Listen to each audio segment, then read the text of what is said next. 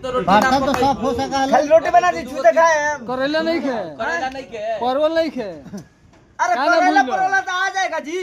काहे आ ये जाएगा? के में मिक्स करके बना दे। अलग अलग बनाइए। गाँव में बांस को लेके हम नहीं सूखा खाएंगे। मिर्च हरा मिर्च नहीं ये कैसे बना है? सूखा मिर्च करेला में पड़ता है। हाँ, सूखे मत बनाइए। ये भंडारी पर भूत सवार हो गया है। देखिए ना क्या क्या बकले वो हैं। नहीं कहते हैं। आप ही लोग समझाइए गाइस। हरे राम हरे राम राम राम। बर्तन में भी धोए ले सब बोले। बर्तन तो साफ हो सका है। खाली रोटी बना दी छूते खाए हम। करेला नहीं खे, परवल नहीं खे। अरे काहे ना करेला भूल लो? परोला तो आ जाएगा जी।